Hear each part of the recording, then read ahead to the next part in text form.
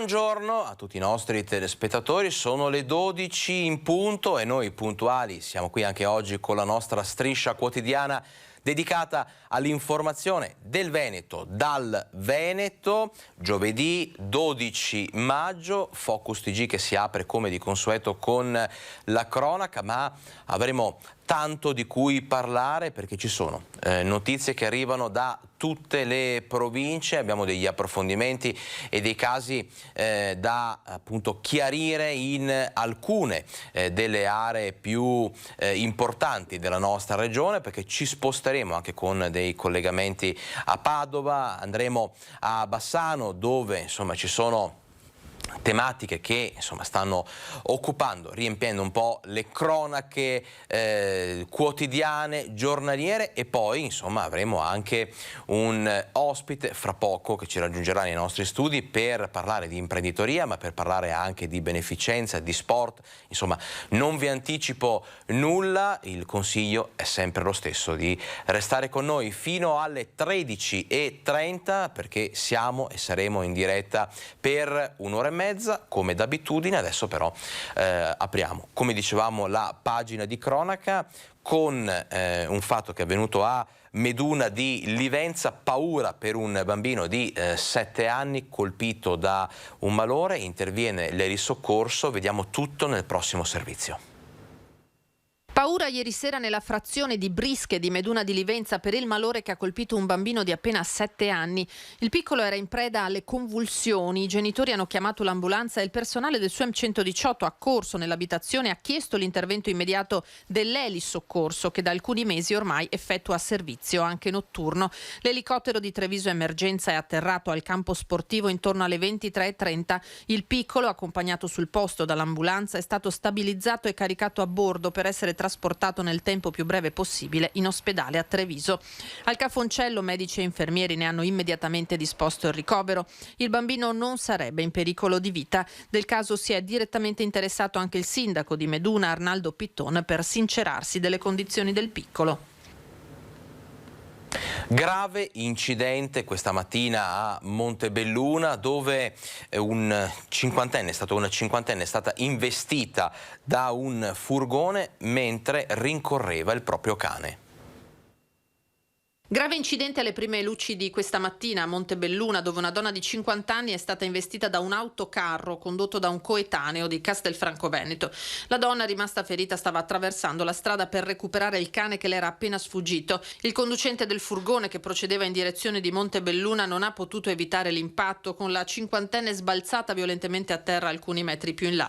L'episodio è accaduto a Biadene, lungo via Feltrina Nord, alle 5 del mattino. Sul posto è intervenuto l'elisoccorso di Treviso Emergenza che ha trasportato la malcapitata all'ospedale Cafoncello.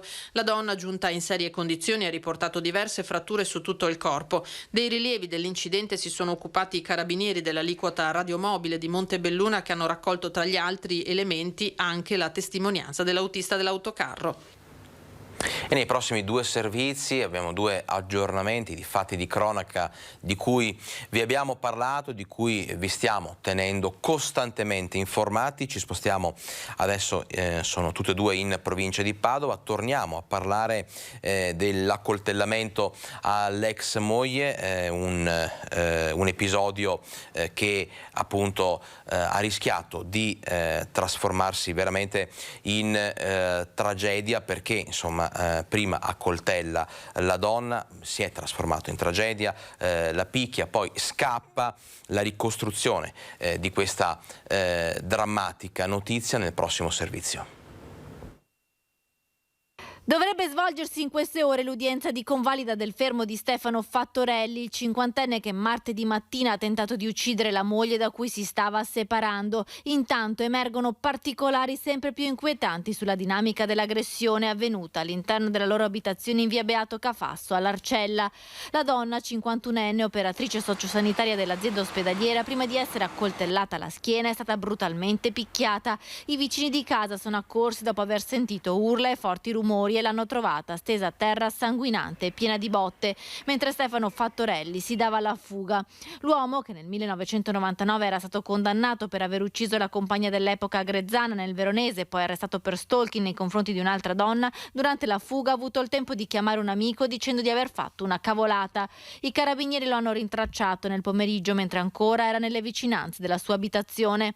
Il pubblico ministero, visto i precedenti, chiederà la detenzione in carcere. La coltellata è stata inferta all'ex moglie in una zona potenzialmente letale. La donna ora è ancora ricoverata in ospedale a Padova ed è stata sottoposta ad un intervento chirurgico. Le sue condizioni sono stabili. Anche qui siamo all'interno di un quadro che naturalmente è di interesse giudiziario. Anche lì le condizioni tutto sommato sono stabili, pur nella, gravità del quadro. La 51enne, dipendente dell'azienda ospedaliera di Padova, aveva deciso di separarsi da Fattorelli e l'uomo dal 20 di aprile aveva iniziato a scrivere frasi deliranti su Facebook, insultandola e infamandola, accusandola di far uso di droga. Gli auguri che facciamo alla signora, che è una nostra dipendente, tra l'altro è un'operatrice sociosanitaria, è di una pronta guarigione. Dal punto di vista professionale non abbiamo riscontrato alcunché, quindi sempre un tecnico, un operatore sociosanitario che ha svolto il suo lavoro normalmente. Nella sola giornata del 29 aprile è addirittura arrivato a scrivere 9 messaggi in cui sfoga tutto il suo odio nei confronti della moglie che aveva deciso di lasciarlo, segnali inquietanti di una situazione che stava degenerando. E come vi dicevo, un altro aggiornamento su un fatto di cronaca: stanno arrivando, perché continua a parlare il giovane 22enne che ha travolto e ucciso la 73enne ex infermiera a Cittadella. Non pensavo di aver colpito una persona e poi ho avuto paura. Sono state queste le prime ammissioni del giovane pirata della strada che sabato sera ha investito Gabriella Beltramello, 73enne infermiera in pensione dell'ospedale di Cittadella, che è spirata la mattina seguente. Il ragazzo 22enne nelle scorse ore si è presentato spontaneamente insieme ai genitori in caserma dai carabinieri. Ha confermato di essere lui alla guida dell'Alfa Romeo Giulietta che ha urtato la donna in via Cesaretta a Cittadella. I danni riportati dalla macchina del giovane sono proprio compatibili con la dinamica dell'incidente. I carabinieri di Cittadella stavano arrivando a lui dopo aver repertato una parte dello specchietto retrovisore rimasta a terra dopo l'impatto. L'incidente è avvenuto a 200 metri dalla casa in cui l'infermiera viveva con il marito. La donna stava rientrando nella sua abitazione dopo aver trascorso il pomeriggio con il figlio e i nipotini. Il 22enne investitore è stato denunciato in stato di libertà alla Procura della Repubblica di Padova per omicidio stradale con l'aggravante dell'omissione di soccorso. Ora altre informazioni utili per ricostruire la dinamica dello schianto potrebbero arrivare dall'autopsia disposta dal magistrato che sta indagando sulla caduta e che si svolgerà nelle prossime ore. Siamo distrutti dal dolore, così la mamma del giovane poliziotto indagato per l'incidente stradale in cui ha perso la vita domenica sera il 17enne Davide Pavan. Vediamo. Siamo distrutti dal dolore per la morte di quel povero ragazzo, siamo troppo abbattuti da questa tragedia, non riusciamo a far altro. Ci risponde così, con gentilezza, la signora Yolanda, mamma di Samuel Seno, quando la contattiamo per capire se desideri rivolgere un messaggio all'altra mamma, quella di Davide Pavan, lo studente morto domenica sera a Paese, travolto dall'auto guidata dal 28enne agente della questura di Treviso. Preferisce rimanere in silenzio Yolanda, anche e soprattutto, ci dice, per il rispetto del dolore dei genitori di Davide. C'è un filo che le lega, Yolanda e Barbara, due dolori differenti, profondi, che in qualche modo si cercano, ma allo stesso tempo per pudore, per intima comprensione, rimangono a distanza. Barbara ha voluto il numero di telefono di Yolanda. Non so neanche mai se lo userò, sinceramente. Non la voglio vedere adesso, anche se lei non ha colpa. Entrambe sanno che non sono le parole ora il mezzo più giusto per condividerlo, il dolore. Lo sarebbe forse di più uno sguardo. Yolanda, mamma del giovane poliziotto sotto inchiesta per omicidio stradale, positivo all'alcol test domenica sera con un tasso nel sangue di 1,10 grammi per litro, ha contattato il parroco di Morgano, don Mario Vanin, esprimendogli il desiderio di incontrare i genitori di Davide. La stessa volontà di suo figlio Samuel, ma ora, ha risposto il sacerdote, è troppo presto, perché lo strazio di Barbara e del marito Claudio è inumano. 2 giorni che non dormo. Vado sempre in camera sua per vedere se c'è. A dargli i baci, perché gli do sempre tanti baci. Alla sera e la mattina prima di andare a lavorare. Sempre, sempre. 17 anni credo baci, mattina e sera, non salto una volta. Adesso vado là e bacio il cuscino che ce l'ha. E gli ho detto a mia moglie di non lavare la roba per sentire ancora il suo odore.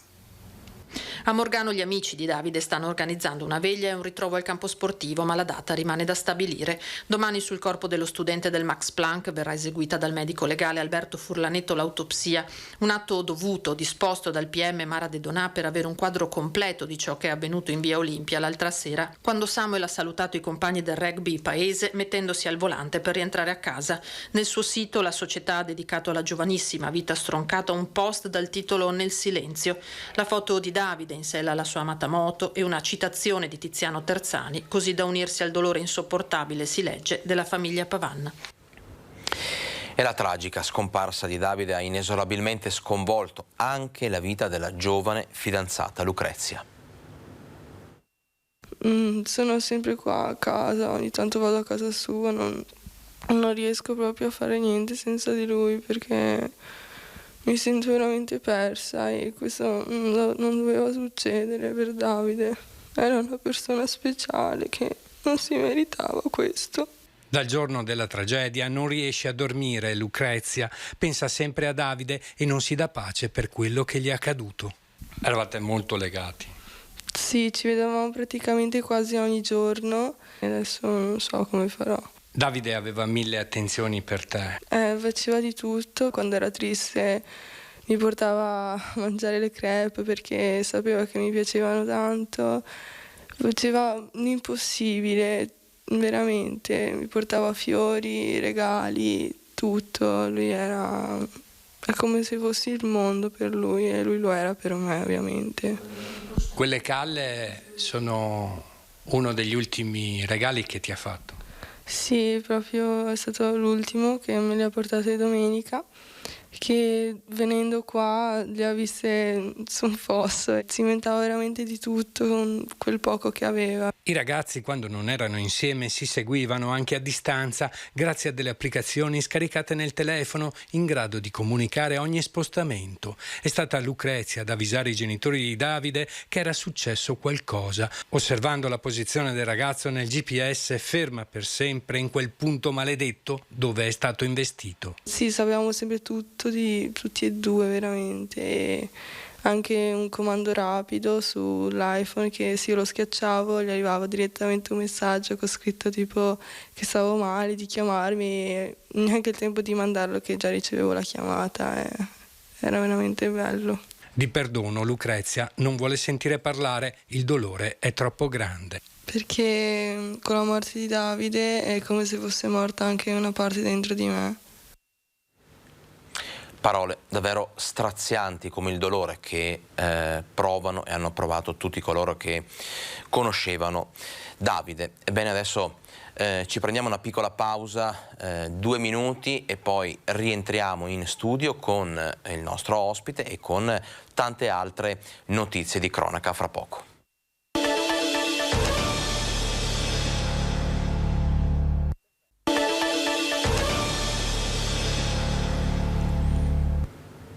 Sono le 12:15, ben ritrovati in diretta con il nostro Focus TG. Ebbene, vi avevo anticipato l'arrivo in studio di un graditissimo ospite, scopriamo subito chi è. Roberto Milani, imprenditore di Rosà, della I Milani, ma soprattutto, perché parliamo di questo fra poco con lui, presidente del Win-Win. Buongiorno Roberto. Buongiorno a tutti.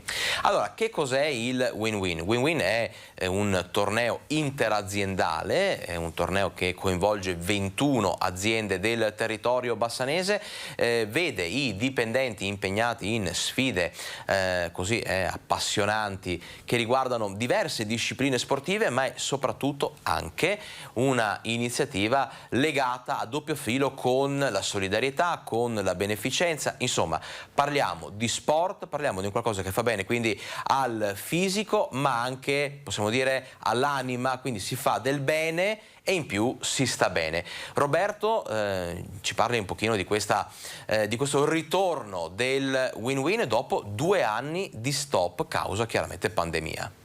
Esatto, siamo all'8ª edizione di questo torneo tra aziende del territorio bassanese. Territorio bassanese vuol dire comunque anche i comuni limitrofi, Marostica, Cittadella, Riesi più Decimo, quindi ci allarghiamo un po' la nostra cerchia. Un mese di sfide in cui i dipendenti e in alcune discipline anche i familiari si sfidano a calcio a 5, basket, volley maschile e volley femminile su sabbia.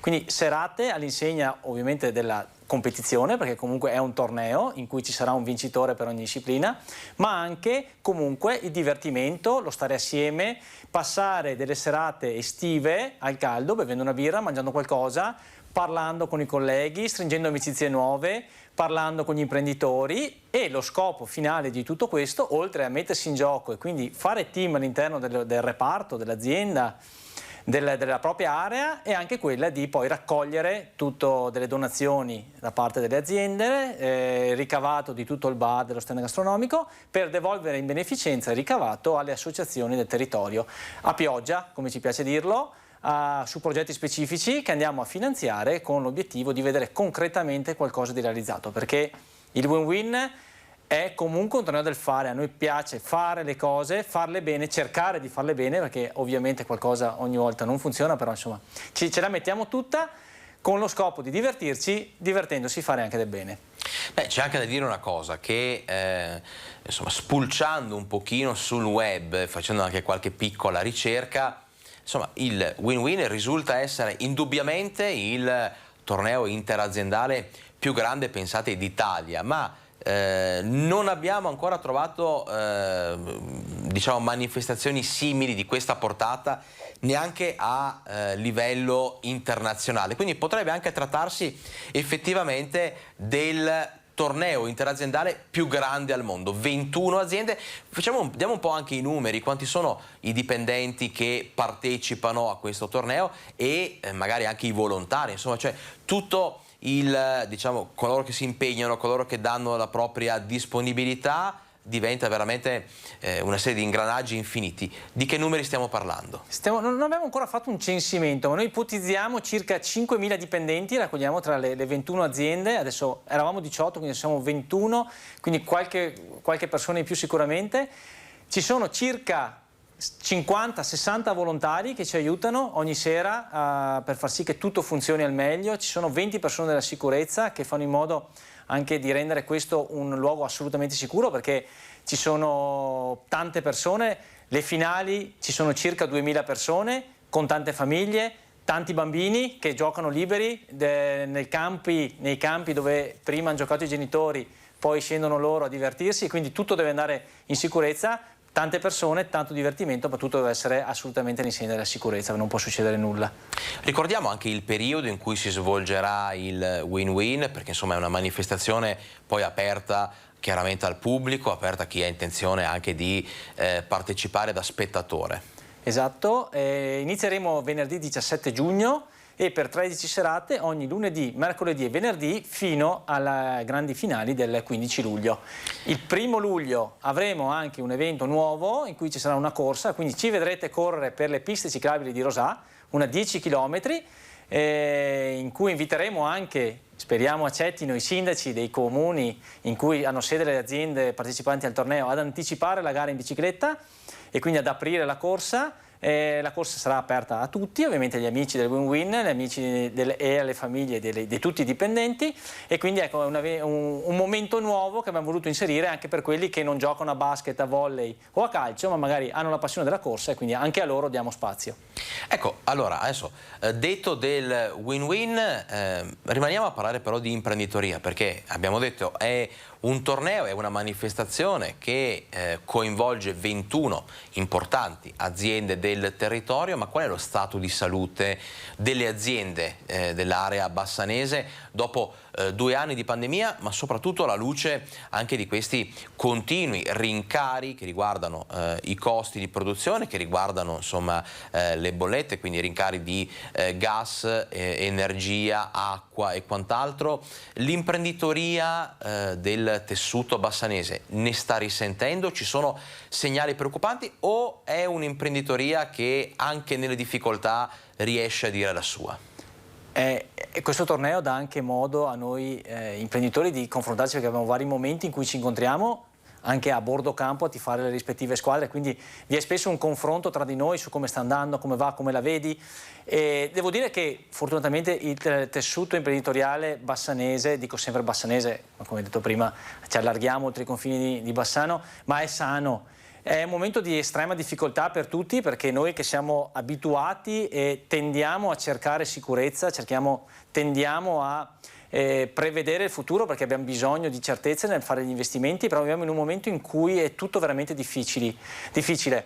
Non possiamo fare previsioni che vanno al di là di 3 o 4 mesi, perché poi quello che oggi è giusto domani viene completamente stravolto. Quindi anche questi rincari della materia prima, che sono stati veramente improvvisi e repentini, sono partiti lo scorso anno e tutti pensavamo che a fine dell'anno scorso sarebbero tornati alla normalità, invece ci aspetta ancora molto tempo prima e non sappiamo se torneranno ai livelli precedenti. Lo stesso l'energia elettrica, che è praticamente raddoppiata, ci sta mettendo in difficoltà non tanto nel poi ribaltare sul cliente, perché siamo costretti a farlo con l'aumento dei listini e lo vediamo tutti i giorni perché tutto sta aumentando, ma nell'incertezza di non sapere se ci saranno futuri aumenti, quanto dovremmo poi sistemare i listini, quanto dovremmo aumentarli, quanto poi magari dovremmo tornare indietro e a concedere degli sconti. Quindi vivere la giornata in questa grande incertezza ci mette in difficoltà, però devo dire per tutti c'è comunque soddisfazione. Parlando un po' con tutti ci dico, beh, tutto sommato dai, gli ordini ci sono, stiamo andando bene, peccato che viviamo con questa incertezza, però devo dire che da imprenditore della zona devo dire che sono soddisfatto, contento di sentire i colleghi che... si può dire che sono segnali positivi. Positivi, comunque, assolutamente, no? assolutamente. La famosa resilienza degli imprenditori, insomma. Prima di lasciare Roberto Milani, un'altra domanda velocissima su un problema che in questo caso riguarda sia le aziende del territorio, ma si estende un pochino a quelle di tutta la regione, perché insomma sono sempre più frequenti gli appelli, le denunce di datori di lavoro, imprenditori che dicono il lavoro c'è ma non si trova personale, i giovani sono restii nell'accettare determinate tipologie di impiego, addirittura insomma nel settore alberghiero, insomma adesso siamo alle porte della stagione estiva, è scoppiata un po' la polemica, non si trovano persone insomma interessate a lavori come cameriere, come insomma barista, come lavori nell'ambito della ristorazione, ma anche in fabbrica, insomma tanti denunciano il fatto che c'è un calo di interesse da parte proprio dei giovani, di coloro che insomma dovrebbero affacciarsi al mondo del lavoro. È davvero così? Assolutamente, è proprio questa la realtà in questo momento. È anche una fortuna, devo dire, perché mi sembra quasi ci sia un'occupazione piena, nel senso che non si trova persone. Noi abbiamo tantissime posizioni, abbiamo qualche posizione diciamo aperta, che è aperta da mesi, non riusciamo assolutamente a trovare le figure, ma figure che un tempo vi era una grande offerta, mentre ad oggi sembrano veramente scomparsi. Vuol dire che le aziende, come dicevo prima, sono in un buon momento, si sta assumendo, e questo comporta che non ci sono delle risorse, non solo magari delle risorse specifiche, specialistiche su determinati settori, ma veramente qualsiasi tipo di risorsa vedo che si fa fatica a trovarla.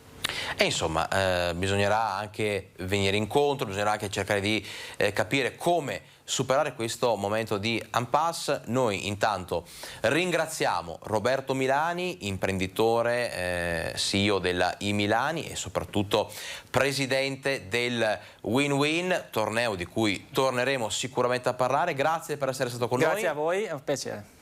E allora noi adesso ci prendiamo una piccola pausa pubblicitaria, fra un minuto esatto torniamo con tutte le altre notizie di cronaca, abbiamo tanto di cui parlare insieme, a fra poco.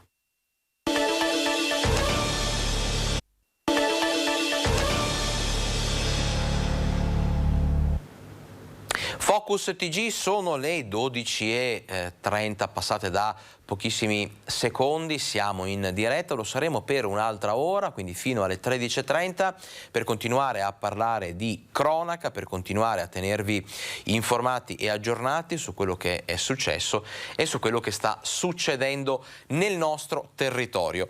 Adesso torniamo a parlare della tragica scomparsa di Giacomo Del Fiacco, il 20enne ragazzo di 9, deceduto in un terribile incidente stradale. Ebbene, bigliettini, fiori e scritte in suo ricordo, in suo omaggio, continuano a comparire sul luogo del tragico, dicevamo, incidente. Arrivano gli ultimi aggiornamenti che riguardano il funerale che si svolgerà allo stadio comunale di Nove, stadio dove lui fino a poco fa ha giocato appunto con la maglia dei gialloblu.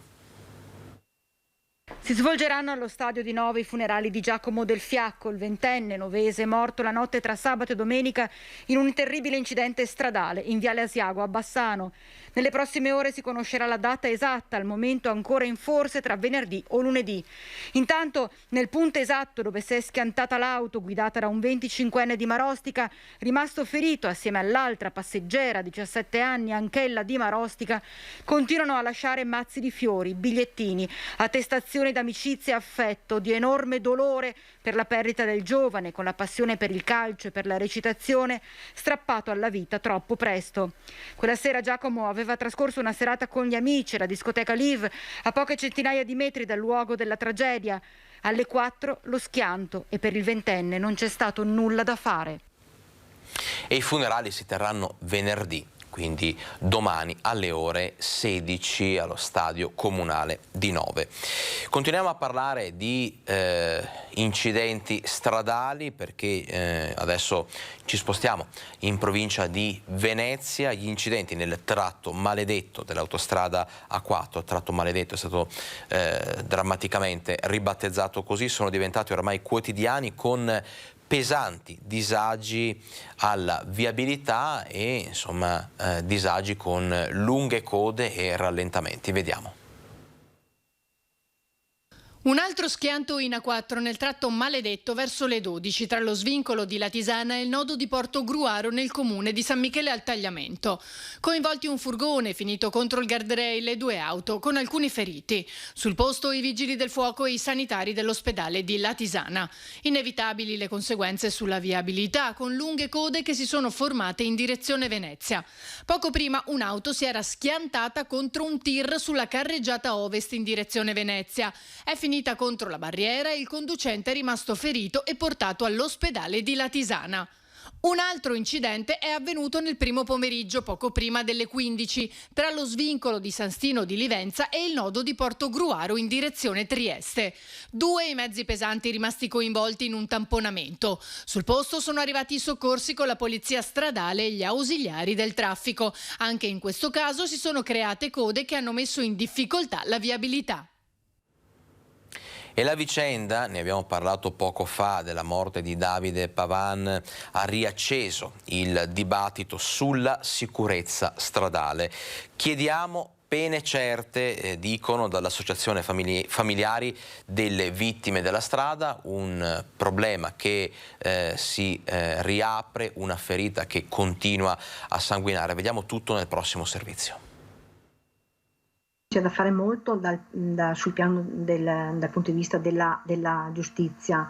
È una legge, quella dell'omicidio stradale, che deve essere perfezionata. Rivedere la legge sull'omicidio stradale, quella legge per la quale l'associazione familiari vittime della strada si è battuta per anni, ma per Conte Bortolotto ora è necessario fare di più. E noi abbiamo sempre chiesto delle pene certe e congrue, perché così quello che capita poi veramente devasta ancora di più i familiari quando ci troviamo a avere a che fare con delle pene irrisorie che veramente ci offendono. Ma la fase repressiva deve accompagnarsi anche quella preventiva, con campagne di sensibilizzazione che entrino non solo nelle classi ma anche nelle scuole guida. I corsi per l'acquisizione della patente è fondamentale vengono impartite delle nozioni sul dopo, cioè sulle conseguenze di una guida sconsiderata. Campagne mirate che possono arrivare anche al momento del rinnovo della patente a chi l'ha conseguita da anni, e poi un'azione di sensibilizzazione che parli ai più giovani con il loro linguaggio attraverso quei canali come i social che usano abitualmente. Ma la prevenzione deve necessariamente entrare a scuola. Un passo importante è stato fatto attraverso il protocollo firmato qualche giorno fa dalla Regione Veneto, ma per Conte Bortolotto bisogna che l'educazione stradale entri tra le materie insegnate in classe alla pari di tutte le altre. Noi abbiamo mandato una lettera al Ministero perché venga attivata l'educazione stradale in ogni scuola di ogni ordine e grado, come prevista dalla legge del codice della strada ancora del 92. Non si capisce perché non sia stata attivata. Ci spostiamo adesso a Isola Vicentina, dove ieri sera un'auto e un furgone si sono scontrati, rimasti feriti entrambi i conducenti. Isola Vicentina, uno schianto tra un'auto e un furgone ieri nel tardo pomeriggio lungo la SP46 in via Vicenza, dove sono rimasti feriti i 2 conducenti. Intervenuti i vigili del fuoco che hanno messo in sicurezza i mezzi ed estratto la conducente dell'auto, che è stata presa in cura dal personale sanitario del SUEM, come anche l'autista del furgone. Entrambi sono stati trasferiti in ospedale a Vicenza. Il traffico è stato deviato dalla polizia locale per eseguire i rilievi e le operazioni di soccorso sono terminate dopo circa 2 ore. Ci spostiamo adesso a Bassano del Grappa. In fiamme il plateatico della stazione ferroviaria, si indaga per chiarire le cause del rogo. Incendio nella notte al bar della stazione ferroviaria di Bassano. I vigili del fuoco sono intervenuti intorno alle 3:30 per spegnere le fiamme che sono divampate nel plateatico del locale che si trova nei giardinetti lungo il primo binario. A causa del rogo si è deformata la copertura della pensilina e l'arredo è andato danneggiato. Le cause dell'incendio sono al vaglio dei tecnici, dei vigili del fuoco e dei carabinieri intervenuti sul posto insieme al gestore del bar. Le operazioni dei pompieri per il completo spegnimento delle fiamme e la messa in sicurezza della struttura sono terminate poco prima dell'alba. E sempre a Bassano è caccia ai teppisti che si sono resi protagonisti di un episodio disdicevole, il lancio di pietre sulle auto in corsa. Lungo la Valsugana un gruppetto di minorenni su cui si sta indagando. Torna l'incubo dei sassi lanciati sulle auto in corsa, l'ultimo episodio l'altra notte, quando attorno alle 2:30 lungo la Valsugana, all'altezza di Pove del Grappa, un 35enne di Cassola ha sentito un tonfo sulla sua auto. Si è fermato, è sceso e ha notato un gruppetto di ragazzi, presumibilmente d'età tra i 15 e i 17 anni, che dalla linea ferroviaria sovrastante lanciavano sulla strada le pietre prese dai binari, almeno una trentina quelle rinvenute sull'asfalto. Alla vista dell'uomo il gruppetto si è dato alla macchia, abbandonando sui binari una mountain bike blu spostata dagli agenti del commissariato di polizia prima che passasse un treno, evitando quindi incidenti. La stessa 2 ruote potrebbe aiutare gli inquirenti a risalire agli autori dell'insano gesto. E noi abbiamo ancora tante notizie di cronaca, abbiamo l'attualità, abbiamo i nostri approfondimenti, insomma tanto di cui parlare, di cui raccontarvi. A fra poco dopo la pubblicità.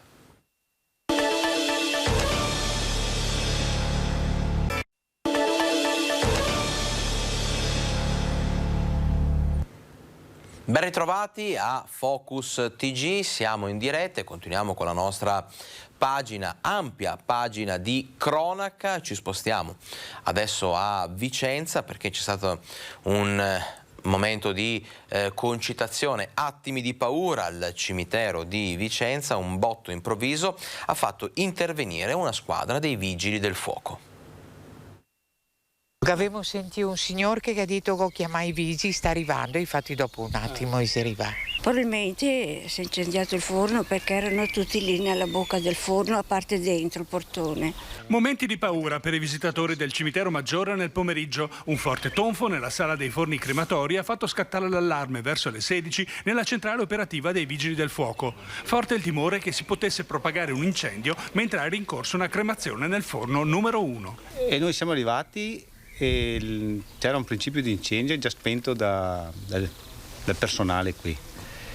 e c'è stato, questo principio incendio ha innescato una sovrappressione, probabile sovrappressione, nella parte superiore dove c'è tutto l'impianto di abbattimento fumi, e questa sovrappressione ha creato dei danni all'impianto.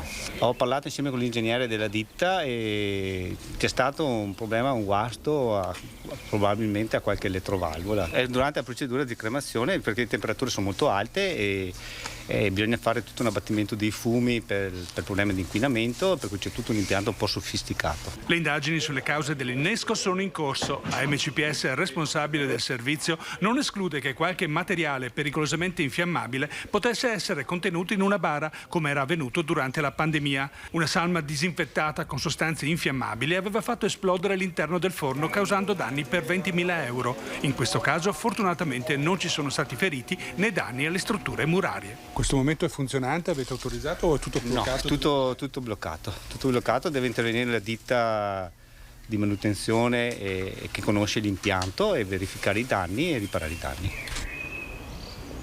Ancora una tragedia che riguarda le morti bianche, che riguarda un decesso sul posto di lavoro. È una notizia che leggiamo insieme perché un operaio ha accusato un malore mentre era al lavoro, è stato trasportato in gravi condizioni all'ospedale San Bortolo di Vicenza, ricoverato nel reparto di rianimazione.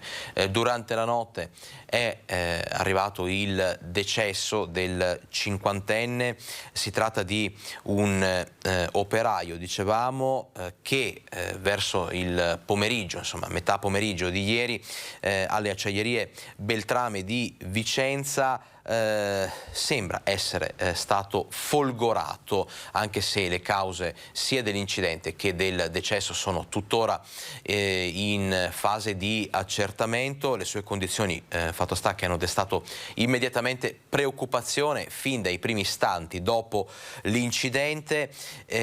Il SUEM 118, intervenuto nella sede dell'azienda per prestare soccorso al lavoratore, ha agito con grande tempestività, trasportando l'uomo, come dicevamo, in ospedale. Dinamica dei fatti e responsabilità sono in corso di accertamento da parte delle forze di polizia e dello Spisal dell'ULSS 8 Berica. E adesso ci spostiamo a Marchesane per parlare di un furto in chiesa. Vediamo tutto nel prossimo servizio. Ladri in azione ieri sera a Marchesane, prese di mira la chiesa e la canonica. I malviventi, dopo aver forzato il portoncino d'ingresso, si sono introdotti all'interno della sacrestia, riuscendo a rubare la cassetta con le offerte dei fedeli e alcune pissidi. Poi si sono spostati in canonica, da dove hanno sottratto un televisore. Quindi i ladri sono fuggiti, abbandonando lungo la strada gli arredi liturgici, rinvenuti poi dalla polizia. Le indagini da parte degli agenti del commissariato di Bassano sono in corso per risalire i responsabili del colpo. A Trissino aveva chiamato i carabinieri per denunciare un furto, ma i militari lo portano in caserma e lo denunciano. Scopriamo il perché nel prossimo servizio. Trissino, un cittadino di origine moldava di 21 anni, è stato denunciato dai carabinieri per minaccia aggravata e porto abusivo di oggetti atti ad offendere. Lo stesso denunciato aveva richiesto l'intervento dei militari, dichiarando di aver subito il furto dal portafoglio. Il giovane si trovava all'interno di un locale della zona verso le 2 di notte. Ai carabinieri il moldavo aveva dichiarato che a sottrargli il portafogli erano stati alcuni sconosciuti che nel frattempo si erano dileguati, ma aveva affermato l'intenzione di farsi giustizia da sé, prendendo un coltello tipo stiletto della lunghezza di 7 centimetri. L'uomo è stato bloccato, accompagnato in caserma e denunciato all'autorità giudiziaria. E adesso vi segnaliamo un blitz durante il Forum dell'Energia e dell'Ambiente al Centro Culturale San Gaetano di Padova, denunciati 5 attivisti. Striscioni e scritte sui muri del Centro Culturale San Gaetano a Padova. Blitz degli attivisti del movimento ambientalista Ultima Generazione, mentre era in corso il Forum Nazionale sull'Energia e sulla Sostenibilità 2050. Nella giornata di ieri era prevista la presenza del Ministro per la Transizione Ecologica, Roberto Cingolani, che però poi ha partecipato in videocollegamento. 5 attivisti, poco più che ventenni, hanno deciso di mettere comunque in atto la contestazione, imbrattando il muro del centro culturale di Via Altinate, utilizzando bombolette spray e scrivendo stop gas e carbone e ultima generazione. Quest'ultima scritta è rimasta incompleta visto che sono intervenuti i poliziotti della Digos di Padova. I 5 attivisti sono stati denunciati, altri 3 ragazzi si sono invece seduti incatenandosi ad un lampione ed esponendo dei cartelli riportanti alcuni slogan ambientalisti. E sono stabili le condizioni cliniche della neonata di Chioggia, ricoverata per emorragia cerebrale nel reparto di terapia intensiva a Padova. Sul caso comunque è stato aperto un fascicolo. Le condizioni sono da un punto di vista clinico attualmente sono stabili. Quindi in reparto? È in reparto, certamente. In attesa di ulteriori sviluppi clinici, al momento il magistrato non ha ipotizzato reati né indagato nessuno sul caso della neonata di Chioggia, giunta sabato sera al pronto soccorso e trasportata lunedì pomeriggio con l'elisoccorso a Padova per l'aggravarsi delle sue condizioni. Sul caso è stato aperto un fascicolo e stanno indagando i carabinieri di Chioggia per capire quale sia l'origine dell'emorragia cerebrale. Hanno ricevuto l'incarico di interrogare la madre e i familiari per ricostruire cosa possa essere accaduto prima che la piccola di 5 mesi arrivasse al pronto soccorso clodiense accompagnata proprio da loro. Non aveva segni evidenti che potessero far pensare a una caduta, a un colpo accidentale o un gesto di violenza nei suoi confronti. Aveva febbre, convulsioni e vomito. I medici hanno cercato di stabilizzarla, ma poi, visto l'aggravarsi della situazione, hanno deciso di trasferirla a Padova. Tra le ipotesi al vaglio dei carabinieri anche quella che la piccola possa essere stata sottoposta allo scuotimento anche involontario, ma che in un bambino così piccolo e delicato può portare gravi conseguenze, anche letali. La muscolatura del collo infatti è tenera e un gesto così potrebbe far sbattere ripetutamente il cervello contro la scatola cranica, causando danni gravissimi. Parliamo adesso di disagi nell'Alta Padovana. 3 treni cancellati in 2 giorni nell'orario di punta, quello delle 7 del mattino. Forti, come dicevamo, i disagi vissuti dai pendolari nell'Alta Padovana. Sarebbe stato davvero utile il monitor degli orari ferroviari per i poveri pendolari che all'alba per 2 giorni di fila nell'Alta Padovana si sono trovati ad attendere un treno che non arrivava. Il 10 maggio è toccato al treno che da Treviso giunge a Padova alle 7:14. Poche ore fa è stata la volta del convoglio che da Cittadella porta a Bassano, arrivo 7:16, e del treno regionale da Bassano in stazione a Padova alle 7:40. Circa 400 i pendolari che hanno atteso invano nelle varie stazioni lungo il percorso. A molti studenti e lavoratori è toccato aspettare almeno un'ora all'arrivo del treno successivo.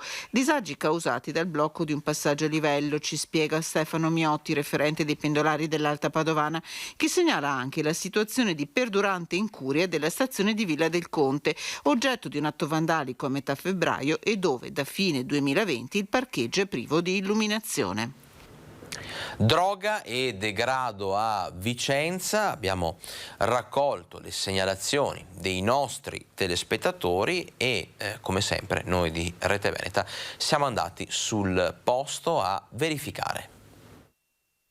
Un condominio ad alta tensione degrado. Siamo davanti al condominio Bucintoro nel lato di Viale Verona a Vicenza, dove i condomini, i cittadini e i residenti hanno chiamato noi di Rete Veneta per segnalarci che c'è un problema di degrado, un allarme degrado che risuona forte, vero Stefano Boschiero?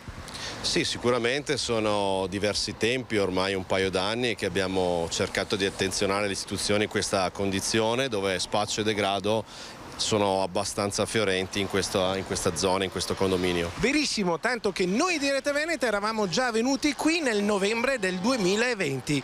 Vi ricordate?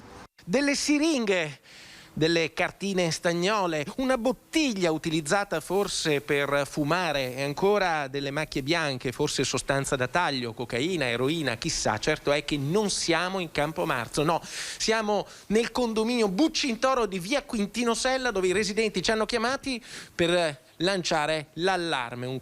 Droga, degrado, sporcizia, un allarme che era stato lanciato dai residenti già nel novembre del 2020. Oggi questo allarme ritorna con forza e ritorniamo anche noi di Rete Veneta.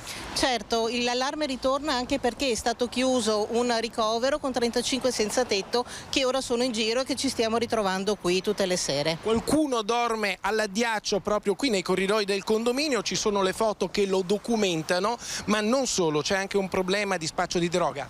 Noi abitiamo dall'altro lato della strada, abbiamo un parcheggio un po' nascosto, vengono qui a comprare la droga e poi a drogarsi dove noi parcheggiamo le auto, abbiamo i bambini, per cui è molto pericoloso. Molto pericoloso, bisognerebbe dare la possibilità ai residenti di alzare delle cancellate, di ripararsi in qualche modo. Sì, infatti io quello che chiederei è di avere dei contributi a livello economico e delle autorizzazioni particolari per poter recintare le nostre proprietà in modo da impedire al massimo l'intrusione di gente che non desideriamo. Infatti all'ultima assemblea condominiale è stato proposto una cancellata che evitasse che potessero di notte bivaccare i senza tetto, ma è stata bocciata per l'eccessivo costo.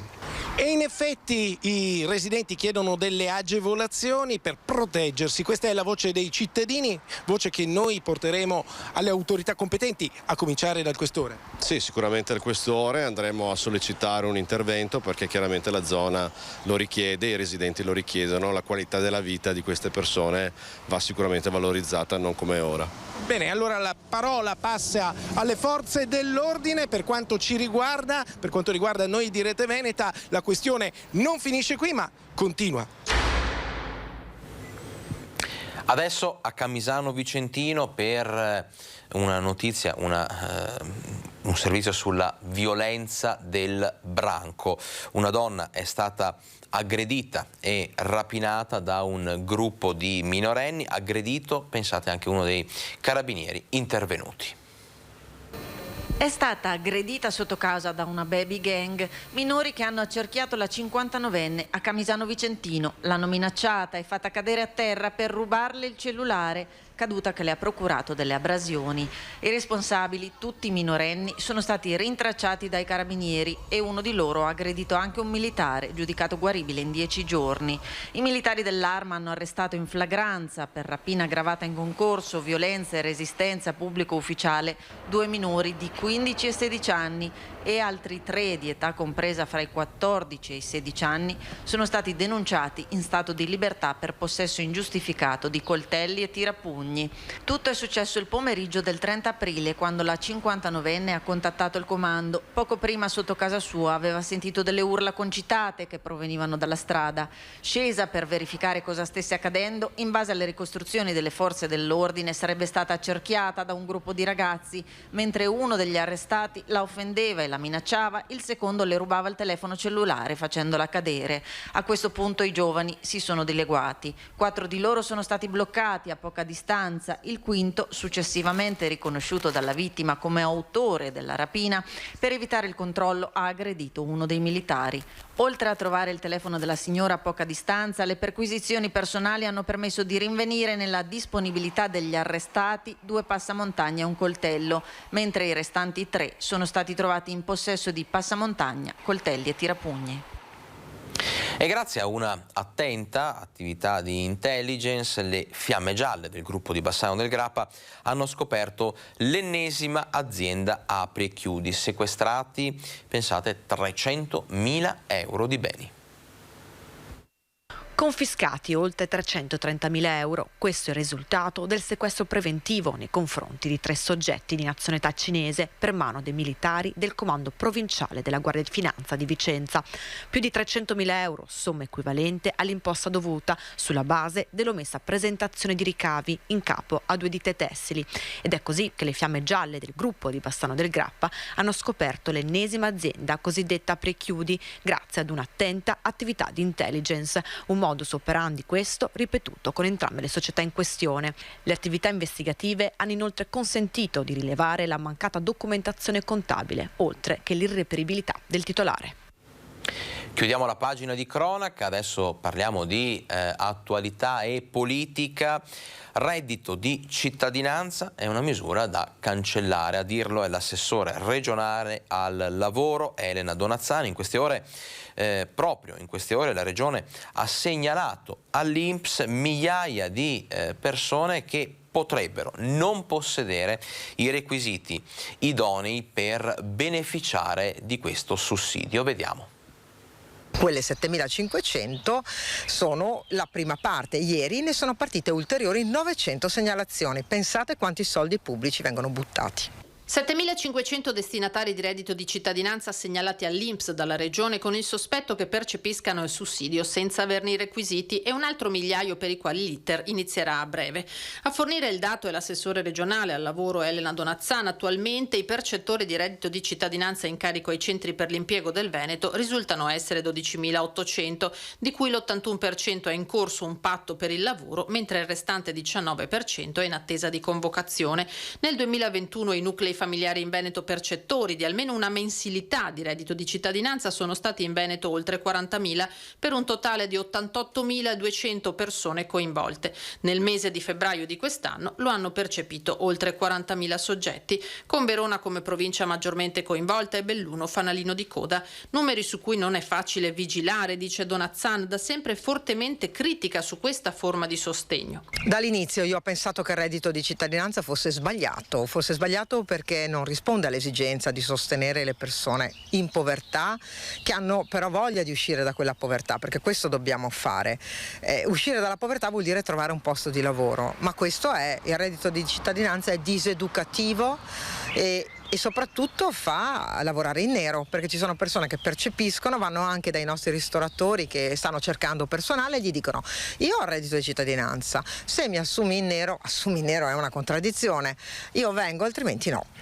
Un vero e proprio ricatto, dice Donazzan, per non parlare della penalizzazione che ha vissuto il lavoro stagionale, quello sud-nord. Difficile trovare qualcuno disposto a spostarsi, meglio affidarsi al sussidio statale. In una telefonata proprio di un centro per l'impiego la persona dall'altra parte ha risposto: ma mica mi troverà il posto di lavoro, vero, perché perdo il reddito di cittadinanza. Ora questo credo che sia veramente il paradosso. Il reddito di cittadinanza è sbagliato e va veramente cancellato. Troviamo misure diverse per le persone con povertà, ma tutti gli altri devono trovare e rispondere al posto di lavoro. E a proposito di reddito di cittadinanza e di persone che non dovevano beneficiarne, pensate che ci spostiamo adesso nel veneziano, percepivano il reddito di cittadinanza ma erano veri e propri maestri delle truffe online. Scopriamo tutto nel prossimo servizio. Perquisizioni sono in corso ad Annone Veneto nell'ambito di un'ampia indagine che coinvolge anche la Toscana e il Friuli Venezia Giulia. La Polizia Postale della Liguria ha infatti denunciato 11 persone tra i 35 e i 40 anni di etnia Sinti e tutte imparentate tra loro che godevano del reddito di cittadinanza ma erano anche maestri delle truffe online. Truffe grazie alle quali abitavano in ville di lusso in Veneto, Toscana e Friuli protette da cinte murarie, recinzioni e telecamere di videosorveglianza. Secondo le indagini partite dalla Liguria si tratta di un'organizzazione articolata e con centinaia di colpi che avrebbero fruttato almeno €500.000.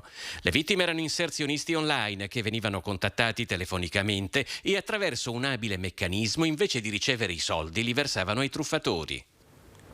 Adesso ci prendiamo una piccola pausa per 2 minuti di pubblicità, poi l'ultima parte del nostro Focus TG con ancora tante notizie. A fra poco.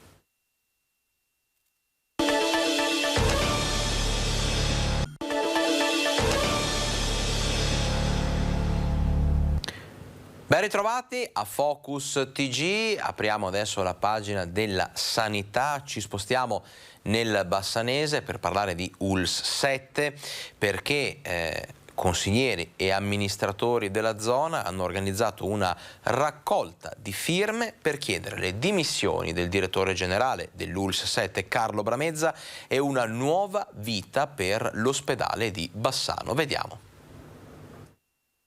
Visto che nessuno risponde, neanche a loro, verrebbe da dire, I consiglieri e gli amministratori del Bassanese, che hanno chiesto le dimissioni o la rimozione immediata del DG dell'U7 Carlo Bramezza, hanno deciso di scendere finalmente in piazza. Lo faranno mettendosi a disposizione dei cittadini per confrontarsi su quanto sta accadendo nell'azienda sanitaria della Pedemontana, per raccogliere consigli e istanze dalla popolazione. Il primo appuntamento è in programma già sabato mattina in via Verci, al mercato di Bassano. Sabato iniziamo con i gazebo nelle piazze. La sanità bassanese è in evidente declino, medici di base che non ci sono, liste d'attesa sempre più lunghe e una dirigenza che sta spogliando di reparti e di medici l'ospedale San Bassiano. Verranno anche raccolte firme da portare all'attenzione di chi governa il Veneto e di chi prende le decisioni per la sanità regionale. Raccoglieremo anche delle firme perché così non si può più andare avanti. Siamo ancora in attesa che la sindaca Pavan organizzi questo incontro che abbiamo chiesto come consiglieri comunali dell'area vasta del Bassanese. I cittadini potranno sottoscrivere il documento sulla sanità bassanese redatto dai consiglieri e dagli amministratori, un documento dal quale emerge una situazione allarmante per le liste d'attesa lunghissime che portano i pazienti spesso a scegliere di non curarsi o di rivolgersi alla sanità privata. E poi la carenza di medici di base, la gestione delle emergenze, la fuga di primari e operatori, i reparti ridimensionati e tutto quel che sta succedendo nell'ULSS guidata da Carlo Bramezza. E adesso ci spostiamo invece nel Padovano, continuiamo a parlare di sanità. La clinica oculistica dell'azienda ospedaliera di Padova, pensate, ha condotto il primo studio al mondo sugli effetti neurologici del Covid. Nel 75% dei casi confermata una relazione tra il virus e il senso di stanchezza avvertito dai soggetti guariti. Vediamo. Nei soggetti che sono guariti da Covid vi è un interessamento diretto da parte del virus del sistema nervoso. È il risultato di uno studio al momento unico al mondo effettuato all'ospedale di Padova sui malati di Covid per vedere gli effetti sul sistema nervoso. 151 pazienti, età tra i 20 e i 70 anni, tutti malati nella prima ondata e quindi non vaccinati. Abbiamo aperto, che questo è lo studio più importante che esista al mondo in questo momento, la strada alla comprensione delle complicanze croniche, degli effetti cronici del Covid sul sistema nervoso. I ricercatori hanno studiato l'occhio per capire gli effetti del Covid sul sistema nervoso. La cornea, ovvero la parte trasparente dell'occhio, è la parte più ricca di nervi del corpo umano. Con un particolare strumento sono state analizzate le cornee dei guariti dal Covid, indipendentemente dalla gravità e dalla cura, e gli scienziati hanno stabilito che oltre alla malattia respiratoria il virus è capace di debilitare il sistema nervoso. Da qui la sensazione di stanchezza e affaticamento che avvertono spesso i guariti. Il 70% dei contagiati ha avuto effetti di questo tipo. Sono nervi, vorrei dire, privi di energia, perché le loro riserve energetiche, che noi possiamo vedere sono dei piccoli puntini iperriflettenti, si riducono drasticamente. Vuol dire che l'infezione ha attaccato anche questa componente del nostro e dell'organismo di queste persone. Poi, per quanto riguarda i dati del Covid, sono in calo i contagi e il numero degli attualmente positivi nella provincia di Padova, che sono oltre 2.000 in meno rispetto alla settimana scorsa. Calano gli accessi al pronto soccorso per Covid, ma rimangono stabili i ricoveri. In terapia intensiva c'è solo una persona che sta guarendo. I casi positivi erano inferiori, avevamo un peso sulle terapie intensive ancora molto importante, attualmente abbiamo più casi positivi, però il peso sulle terapie intensive è praticamente inesistente. Parliamo adesso di export del nostro formaggio Asiago. Ebbene, il consorzio Tutela Formaggio Asiago DOP fa registrare dei dati davvero importanti. Le esportazioni toccano un nuovo record in questi primi mesi del 2022. Il formaggio Asiago piace all'estero, al di là e al di qua dell'Oceano Atlantico. Il consorzio che tutela il formaggio Asiago consolida l'export, segnando un più 30,8% a gennaio di quest'anno rispetto allo stesso mese del 2021. Il dato supera anche il risultato del comparto nazionale, che si ferma al più 28%. Il consorzio punta quindi con decisione sulla ripresa dei mercati internazionali, avviando una serie di azioni mirate e coordinate che sono destinate a incrementare ulteriormente la quota delle esportazioni nei mercati storici della specialità veneta e trentina. E anche oltre. Si parte infatti dagli Stati Uniti, che a gennaio 2022 mantengono il primo posto nella classifica internazionale delle esportazioni di formaggio asiago, grazie a una nuova crescita dopo i rallentamenti causati dai dazi della precedente amministrazione. La produzione casearia nostrana ha messo letteralmente i piedi nella porta del mercato statunitense grazie a un progetto europeo che ha coinvolto quasi 2,5 milioni di americani. Il sodalizio che tutela il formaggio asiago conferma inoltre un ottimo piazzamento in Germania, dove le vendite sono addirittura raddoppiate rispetto al 2021. Un andamento particolarmente positivo si registra pure nella Repubblica Ceca. Proprio per questo il Consorzio di tutela ha scelto di coinvolgere questi due mercati in un ulteriore progetto triennale cofinanziato dall'Unione Europea del valore di oltre 3,5 milioni di euro, dedicato al mercato di estimatori e consumatori dei prodotti di alta qualità.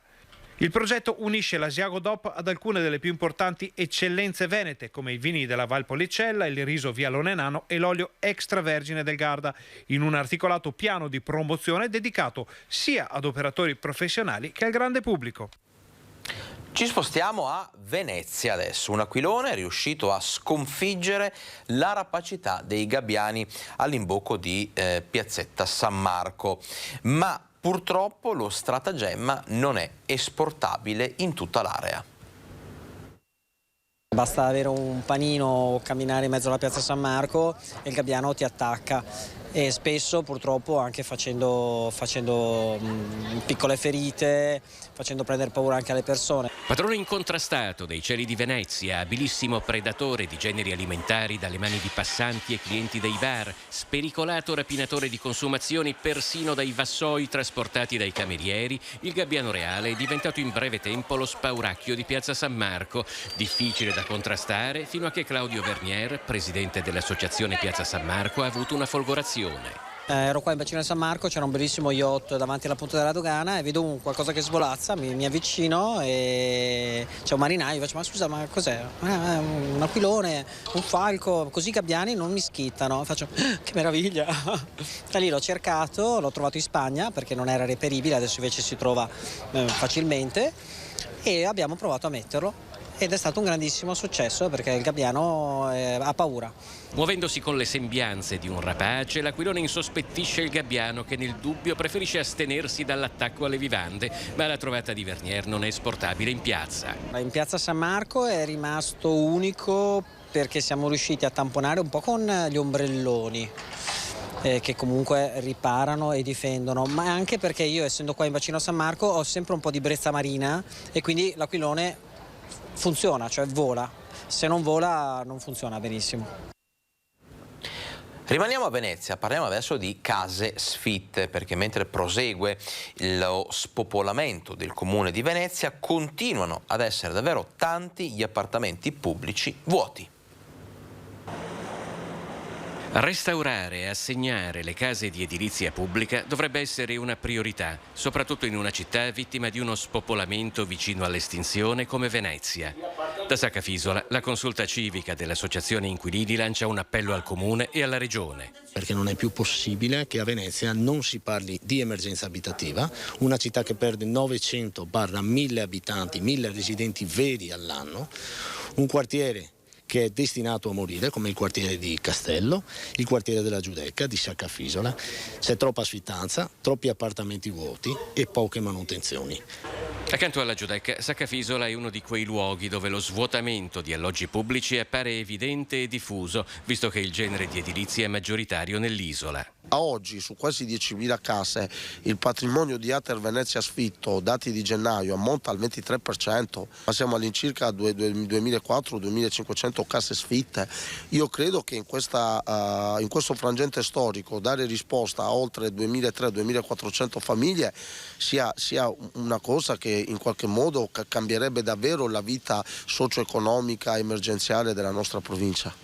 In sopralluogo a Saccafisola, assieme alla consulta civica, Jonathan Montanariello ed Elena Ostanel sono due consiglieri regionali di opposizione che hanno uno sguardo critico sulla gestione del patrimonio residenziale pubblico regionale nel veneziano. La settimana scorsa la giunta leghista ha proposto un piano di alienazione delle case pubbliche e solo su Venezia ci sono state 983 case vendute, di cui 224 sono sfitte. Settimana scorsa, quindi, con una delibera in Commissione urbanistica abbiamo sostanzialmente alienato l'11% del patrimonio ERP nel territorio veneziano. Io ovviamente ho votato contro.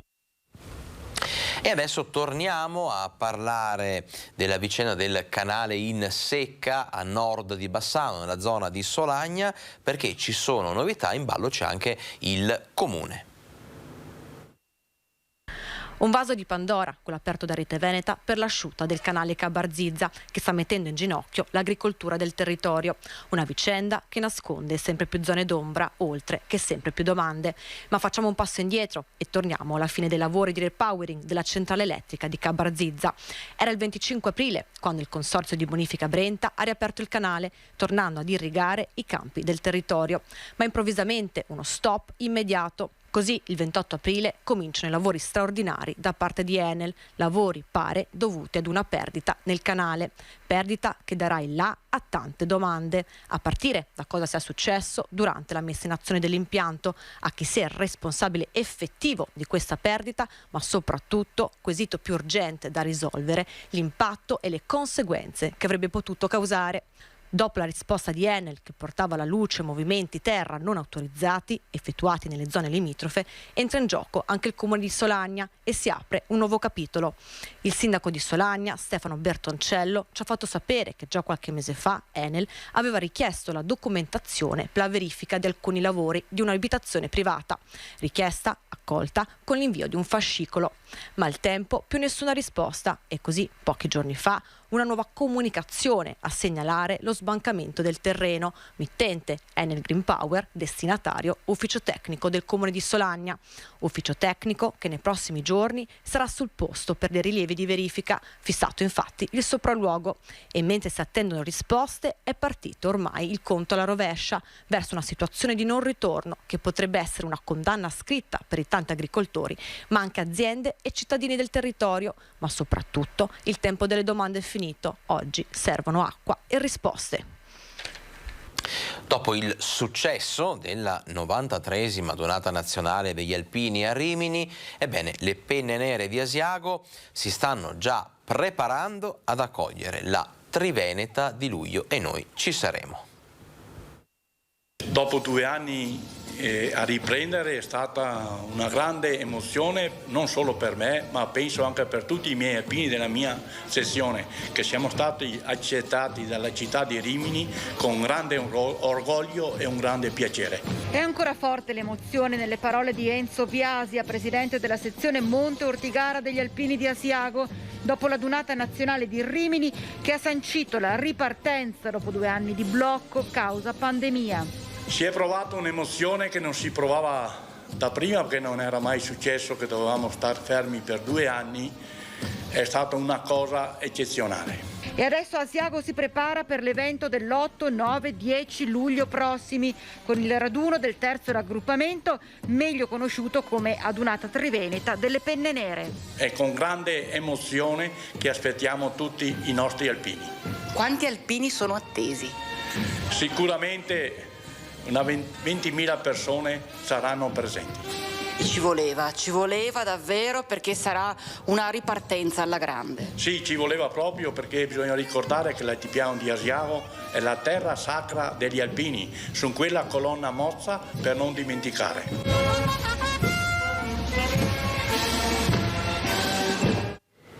Insomma, sapete tutti che è stato davvero un grande successo quello della donata nazionale degli alpini, anche dal punto di vista degli ascolti record per tutto il gruppo Media Nord-Est, oltre 1 milione di persone che si sono sintonizzate sui nostri canali per seguire le emozioni della diretta, emozioni che hanno vissuto in prima persona anche i sindaci del territorio bassanese, che non hanno voluto, insomma, mancare a questo importante appuntamento. Vediamo.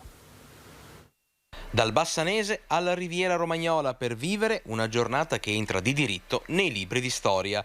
I sindaci del territorio hanno voluto tuffarsi nel mare di folla a Rimini per stare vicino a quegli alpini che in Veneto significano volontariato, significano tradizione, significano memoria. Un momento di festa, un momento che si aspettava da 2 anni, dopo il grande sostegno che gli alpini hanno dato a tutte le amministrazioni d'Italia nei momenti bui della pandemia. Oggi siamo qui a festeggiare il loro senso di spirito, di comunità e di volontariato. Grazie alpini di esserci. Emozioni grandissime, anche perché dopo ben 2 anni che per la pandemia Covid non ci trovavamo, è stata, vorrei dire, la dunata della libertà. Siamo ritornati finalmente liberi a trovarci, a confrontarci, a divertirci. E quando ci sono gli alpini di mezzo è sempre una grande festa. E così è stato, una grande festa del territorio. Momenti di commozione si sono alternati ad abbracci, brindisi e consapevolezza che un patrimonio come quello degli alpini, della tradizione alpina, non può essere disperso. Noi istituzioni a tutti i livelli dobbiamo veramente pensare al futuro delle adunate, ma soprattutto al futuro dei nostri alpini. Dobbiamo pensare a un qualcosa, ripristinare il servizio militare, anche perché sì, sono alpini, sì, fanno gli adunati, ma sono anche una grande risorsa di volontariato per tutti i nostri comuni. Ed è tutto pronto a Treviso per la 4ª edizione del Treviso Equality Festival. Saranno tanti i temi trattati nella rassegna dedicata alla cultura LGBT e nella 4ª edizione di Cupido Treviso Equality Festival dal 13 al 22 maggio. Un caleidoscopio di approfondimenti, spettacoli e momenti di aggregazione, questa volta tutti in presenza. Che festival sarà Cupido? Sarà un festival ricco di cultura, sarà un festival ricco di dibattiti, sarà un festival ricco di storie e identità. Parleremo di comunità LGBT e lo faremo aprendoci come sempre a tutta la cittadinanza. Collaborazioni con realtà di rilievo della scena culturale e sociale del territorio, spettacoli, cinema e fumetto. Quest'anno si mira ad affrontare anche il tema religioso. Quali le novità? Le novità sono che ogni evento è in collaborazione con un'altra associazione cooperativa e sarà un festival frizzante e colorato a partire dal 13 maggio con spettacoli teatrali, 2 convegni, uno a tema transessualità nel mondo del lavoro e uno a tematica la religione nelle comunità LGBT+. Poi presentazione fumetto e film al Cinema Edera di Treviso e per finire con uno splendido Opera in Love. Ed è stato inaugurato il concorso fotografico legato al progetto Viaggio tra 2 mondi, un progetto dell'Istituto Calvi di Belluno e Galliani di Chieti per promuovere la sostenibilità ambientale in ambito turistico con incontro tra studenti di diverse provenienze. Vediamo. Viaggio tra 2 mondi è un progetto che unisce 2 istituti scolastici del Bellunese e dell'Abruzzo riguardo al tema della sostenibilità ambientale. Un viaggio dagli Appennini alle Dolomiti, costellato di collaborazioni importanti come quelle con l'Università di Padova, Venezia e il CNR, per sensibilizzare da un lato i ragazzi riguardo alla tutela e salvaguardia del territorio, dall'altro per porsi come luogo d'incontro tra realtà differenti. Gli studenti hanno partecipato con 260 scatti ad un concorso fotografico a tema natura e sugli effetti che l'uomo ha su di essa. Il progetto nasce dalla collaborazione con il CNR e con Ca' Foscari come tema di riflessione sulla sostenibilità in generale e in particolare nel settore turistico. I ragazzi abruzzesi saranno ospiti dei nostri ragazzi e poi ci sarà il viceversa per 4 giorni. E li porteremo a visitare sia la parte più bassa della provincia, quindi zona del Parco Nazionale Dolomiti Bellunesi, sia la parte alta, quindi Parco Regionale Dolomiti d'Ampezzo. Infine, ma non ultimo, il concorso fotografico che inauguriamo oggi. Il progetto ha visto riunirsi oggi per la prima volta i ragazzi di Belluno e Chieti che si ospiteranno e si guideranno reciprocamente alla scoperta dei rispettivi territori. Il tutto finalmente in presenza, un segnale forte di ripresa e di ritorno alla normalità dopo i 2 anni di pandemia. In presenza finalmente, perché è uno scambio che non è solo virtuale di attività, ma è anche alla scoperta dei rispettivi territori dove i ragazzi faranno da guida ai compagni dell'altro istituto alla scoperta appunto delle rispettive peculiarità e facendo appunto da guida. È stato bello poter condividere questi momenti con i miei compagni dopo un periodo di pandemia lungo. E sì, questo progetto ci ha aiutato a stare in contatto anche con altre culture, con altri posti, come per esempio l'Abruzzo. È stata una grande occasione per noi per collaborare, per fare un progetto, il concorso fotografico che abbiamo allestito e tutto un progetto che c'è stato dietro di preparazione per il turismo. Ritorniamo adesso a Bassano del Grappa perché verrà portato in commissione un progetto che potrebbe trasformare 160.000 metri quadri di campagna in un insediamento produttivo. Immaginate un lembo di campagna bassanese ritagliato fra la Pedemontana, San Lazzaro e via Cartigliana. Un angolo di verde solcato da rogge e strade bianche a 2 passi dal Brenta. Adesso immaginate di calare su questa cartolina 160.000 metri quadrati di cemento e capannoni, qualcosa come 25 campi da calcio senza alcuna compensazione ambientale.